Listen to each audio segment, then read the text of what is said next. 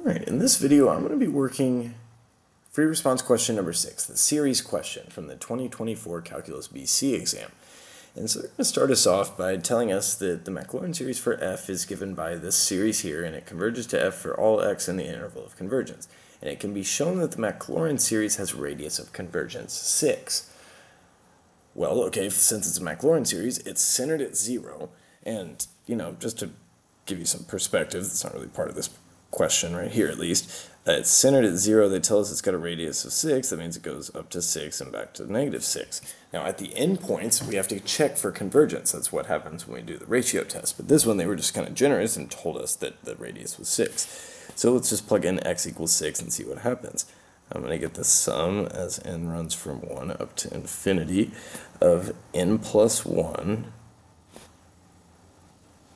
over n squared times x to the 6, x to the n is 6 to the n over 6 to the n. Okay, so that's just a 1. I'm going to kind of scratch through that, because I know that's not really there. Now the reader is not going to be seeing that.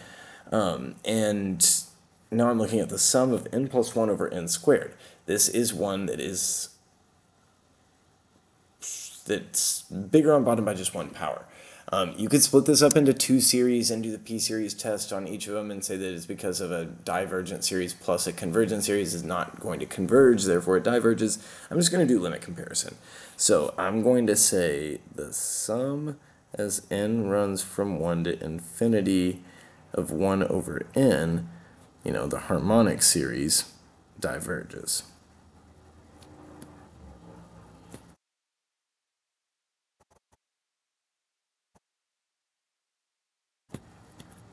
Okay, and this one's like the harmonic because it's bigger on bottom by exactly 1 power. I'm doing the limit comparison test, but I don't need to necessarily call on it by name.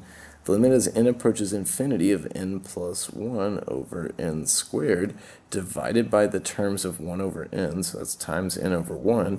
Well, that would be n squared plus n over n squared. It's going to have a limit of 1. Okay? That limit is both positive and finite.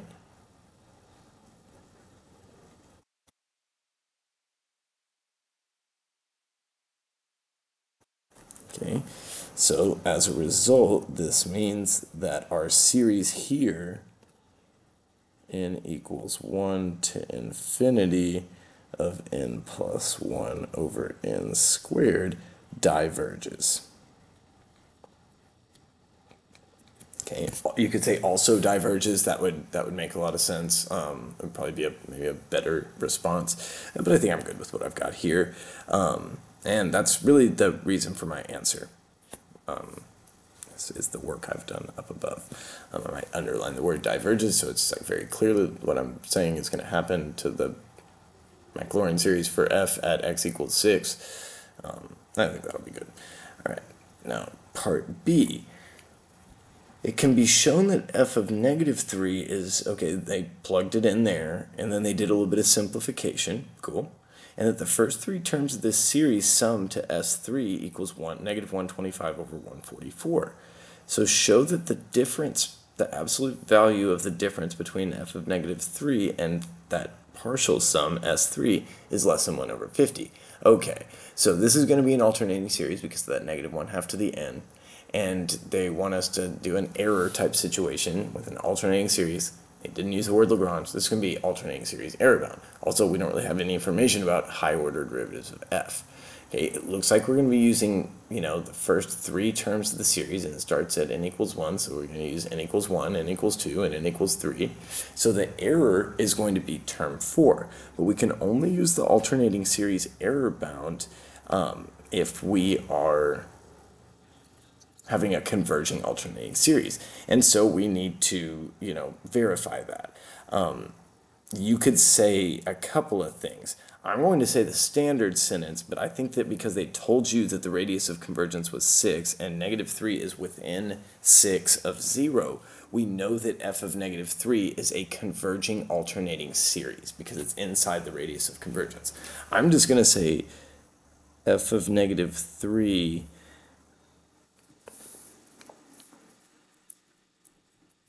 is alternating with terms that decrease in magnitude to 0.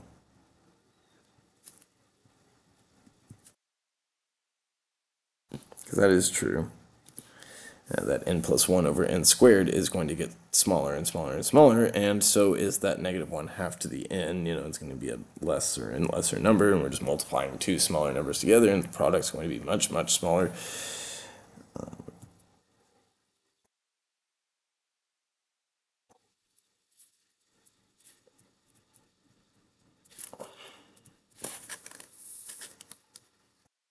So that series converges.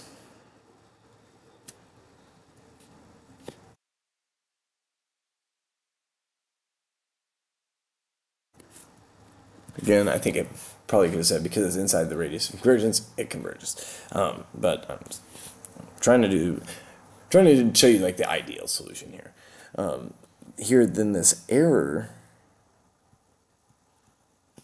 which is equivalent to the absolute value of the difference between f of negative 3 and s sub 3, error is going to be bounded above by the absolute value of the next term. So that would be the n equals 4 term. So that's going to be 4 plus 1 over 4 squared is 16 multiplied by negative 1/2 to the 4th power. So I guess we didn't actually need the absolute value, but had it been S4 that they'd given us, we would have needed that. And we're just going to probably proclaim that that's less than 1 over 50, or at least if you're a student in my class, and if you're wanting to kind of convince yourself of why that's true, we're going to say 5 over 16 times 1/2 to the 4th is another 1 over 16. Let's see, 1 over 50, why would that be true?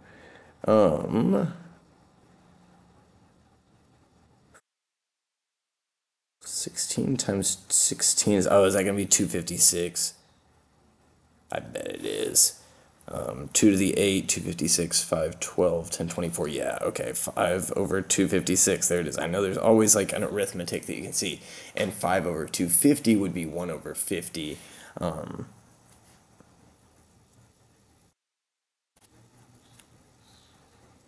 Okay, that's how you convince yourself that we've got what they're looking for, because there's always like that really convincing arithmetic in there if you can find it. But if you can't, it's no big deal. We've shown what we needed to show right there in that statement above. All right, so that was part B.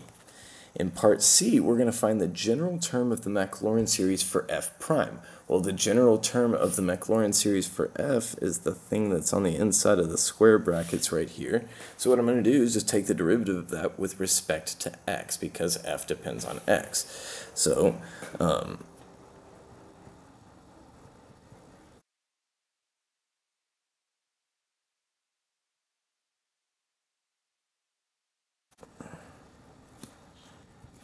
okay, so I'm going to have an n plus 1 over n squared 6 to the n. This is just a constant with respect to x.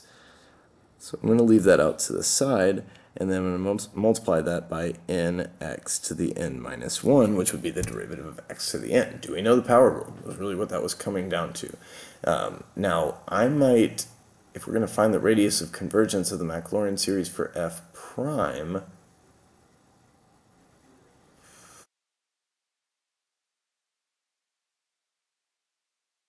what am I missing here? Squared or n squared? I mean, I think it's still going to be 6.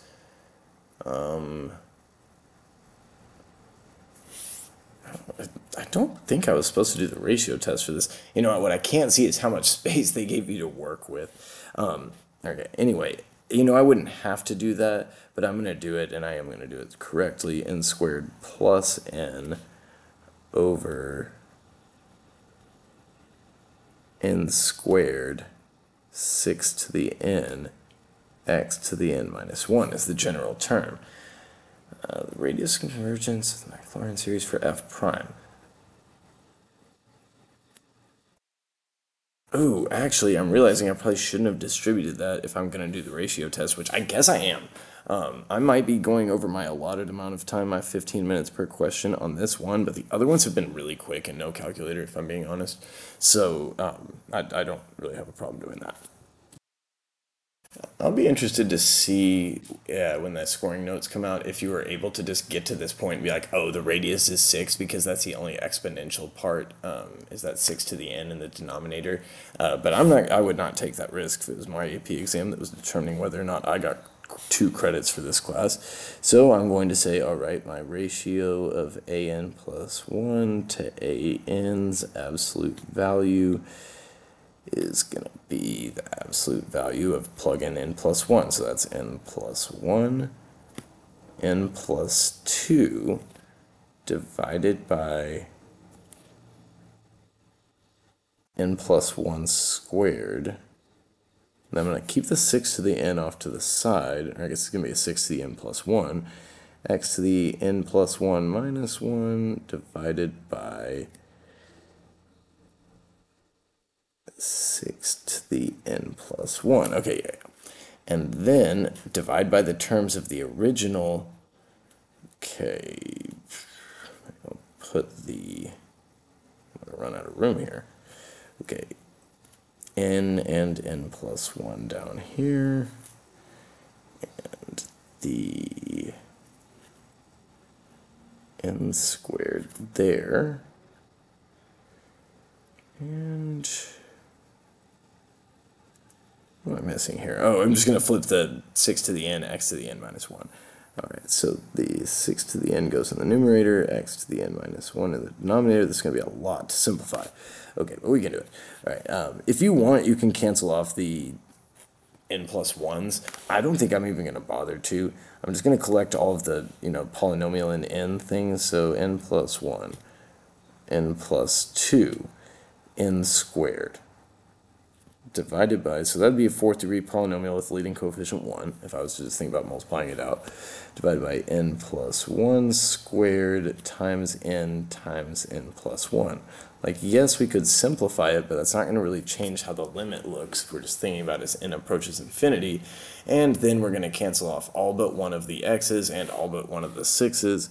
So that's going to be x divided by 6 there.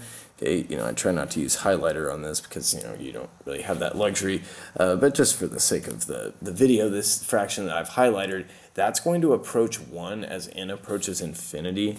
So I'm going to say that the limit as n approaches infinity of that absolute value of the ratio of an plus 1 to an, well, that highlighted fraction is going to go to 1, so it's going to be the absolute value of x divided by 6, which needs to be less than 1 for convergence, and then that I am pretty certain is the, ratio test, that the radius is going to equal 6, that we wouldn't have to go any farther than that to show that the radius was equal to 6. I'm not really sure about this one, though. All right, I'm going to move on to part D, and then we're going to, because it says, and then it explicitly says to use the ratio test for this one. I think that means we're fine to not use it on the previous one, but it's okay, whatever. We're going to use the ratio test to determine the radius of convergence for G. And G is, I guess, unrelated to F, but it looks pretty similar. Maybe g of x is equaling f of x squared and somehow maybe x divided by 2 squared. I don't know, and that might be, or 2x and then squared at 4x squared. Who knows? All right, that's not going to be important to us solving the problem. What we're going to do is we're going to do another ratio test, and that's what makes me think that that was not the thing to do in part C. Is that they were explicit about the fact that they wanted us to do ratio test here, but not in that other one. So that's going to be n plus 2 divided by n plus 1 squared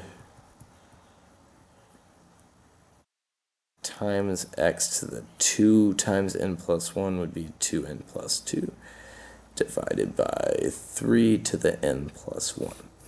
And then we're going to be multiplying by, or dividing by the terms of the original, so multiplying by n squared divided by n plus 1.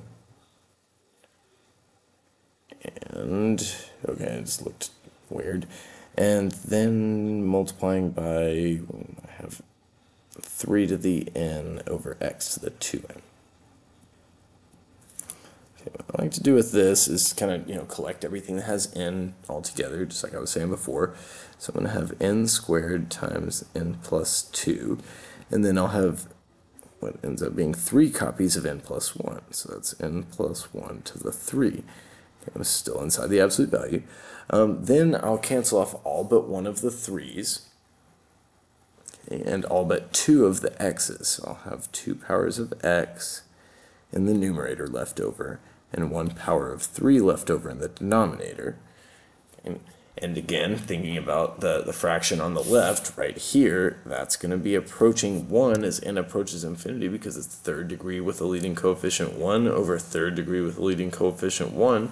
So they're going to grow at the same rate, and their limit is going to equal 1. So I'm going to say the limit as n approaches infinity of absolute value of an plus 1 over an is going to equal the absolute value of x squared divided by 3. Okay, and if that's the case, which needs to be less than 1, that the radius is going to be the square root of 3. I'm not sure how much you need to do to show that. I don't think you would need to do anything beyond this, but I'm really curious. Obviously, we were very interested in... because if we were to solve out that inequality, we'd have x squared between -3 and 3. Well, really, x squared is always going to be greater than -3, but if x squared is less than +3, then x is going to need to be between the positive square root of 3 and the negative square root of 3, which would give me a radius of square root of 3.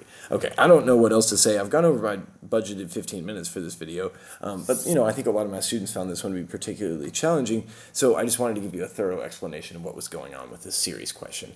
I think that, like a lot of these, if we kept our cool, it wasn't too bad, but this one was challenging. But that's all for this video. Thanks for watching.